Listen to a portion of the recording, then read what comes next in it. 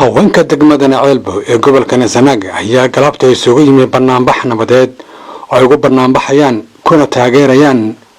madaxweynaha dawladda federaalka Soomaaliya Maxamed Cabdullaahi Farmaajo ayna ku diidan yihiin madaxweynaha dawladda Puntland Siciid Cabdilaahi Deni.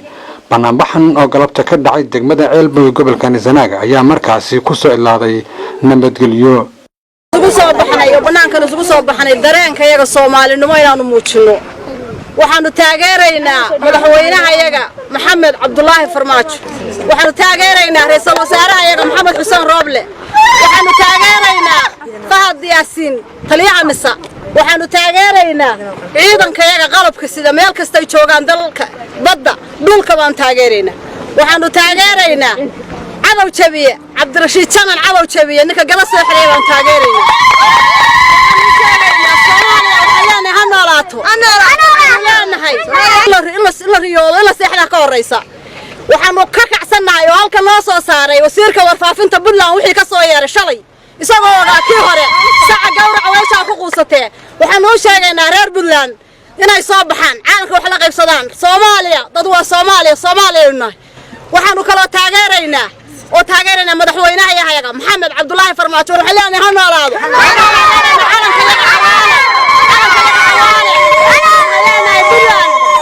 buntland waxaan u sheegaynaa waxgaradkeeda guurtideeda oday dhaqameedadeeda hooyooyinkeeda iska qabta wax magaradka iska qabta dan ilaahay wayna ka soo qabtay wasiirka warfaafinta waxa la shaqeeya iska qabta waxaan u sheegaynaa itiraafka maanta ay sheegayaan cilaanu istaagaynaa 30 sano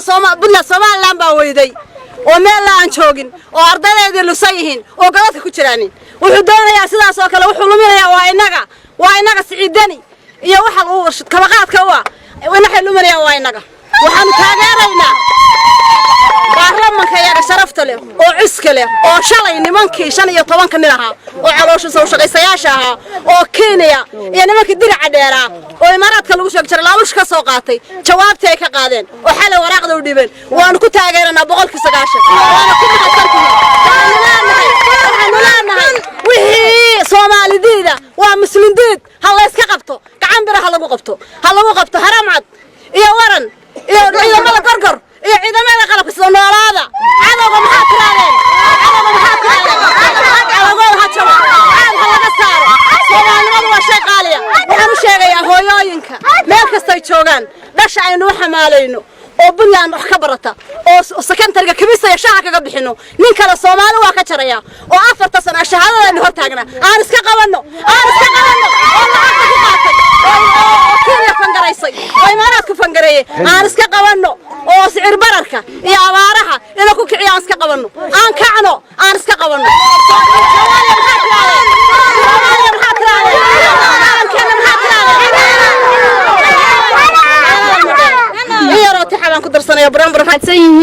waxaan maanta halka shucuurtayda ku muujinaynaa taageerada dawladda federaalka Soomaaliya waxaan ku taageeraynaa waxqabadkeeda sharafteeda iyo karaamadeeda waxaan u taaganahay oo aan habacad halka isu soo taagnay ummadda inta leegna shucuurteeda ay muujinaysaa taageerada u hayaan waxaan ka rajaynaynaa sida aan u taageersanahay oo siyaasadda ay u taageersan yihiin madaxweynaha Soomaaliya inuu isaguna wax noogu qabto oo hiil noo muujiyo dalkayaga waxa laga iibsaday imaaraad waxa noo talisay Puntland oo waxba noo qaban waxa dhinac laga haysta Somaliland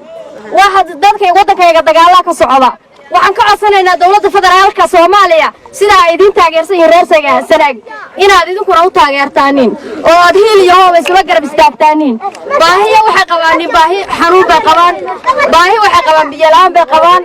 baahi wax kasta dhan kasta ay qabaaneen waxaan dhammaan ka codsanaynaa dawladda federaalka Soomaaliya mudane madaxweyne Maxamed Cabdullaahi Farmaajo inuu sidii uu gedo codsigeeda ugu jawaabay oo uga falceliyay inuu gobolka Sanaag oo wax badan qaylinaya inuu u jawaabo ugu soo jawaabo ma sha Allah ayaan ka codsanaynaa dhammaantood waxaan la garab taaganahay madaxweynaha iyaga Maxamed Cabdullaahi Farmaajo gobolka Sanaag madaxweynaha waa Maxamed Cabdullaahi Farmaajo cid kale madaxweyne oo anaga ma jirto cid kale gobolka wax u qabta Sanaag ma jirto codka markay naga soo raadsanayaan ay cod noo soo doontaan laakiin wax kale oo ay noo qabtaan haba yaraatee ma jirto dalka iyaga Sanaag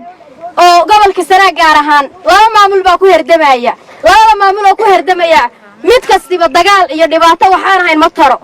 waxa weeyaan in waxa loo dad ku jira meel dhexe oo dulman oo shacabkoodii la laayay oo caruurahoodii la laayay oo raggoodii la laayay oo dalkooda lagaga soo duulay inta lagu soo duulay waliba dawladdu ku soo duushay maamul dhan intuu ku soo duulay haddana laayay oo miray oo gumaaday baa noo xasuuqay waxa weeye waxa nala ku dilayaa waa dalkayaga waa ciidayada waa waxa weeye macdanka ku jira waxa saa yeelayana waa dad caloosho shaqaysta ah oo Kenya iyo Imaaraadka iyo ka socda yuhuud ka socda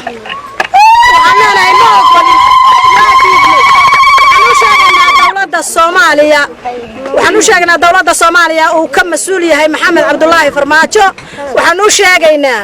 dadka maamulka oo nagu soo duulay oo dawladda dhana Soomaaliland oo nagu soo duulay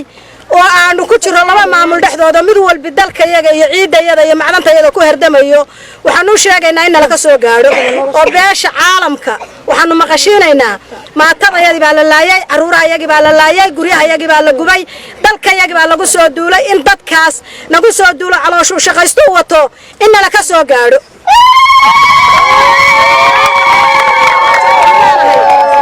halkaasaan ku jiraa annagu waxaan rabnaa si degdega oo mug iyo muraad leh in looga soo jawaabo dareenkayaga iyo cabirkayaga oo dadka nala ka qabto oo gacan bira nala kaga qabto oo ciidamada naloo soo diro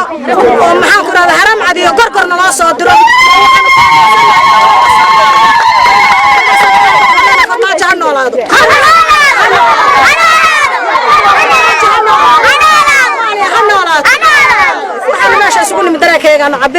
السلام عليكم ورحمة الله الرحيم waxaanu nahay bulshada reer Sanaag waa magaalada Ceelbu waxaanu ka hadlaynaa oo muujinaynaa shucuurtayada waxaanu muujinaynaa annaga oo sadaan nahay Sanaag iyo Sool iyo Cayn Soomaaliland mihi Puntland mihi waxaanu nahay anagu meel dhexe waxaanu leenahay waxaan taageeraynaa dawladda Soomaaliya aan taageerana cidda qarandiska Soomaaliya aan taageersanayna ma taageersanayno waa ka soo horjeedna waxaanu leenahay dawladda Soomaaliya ha noolaato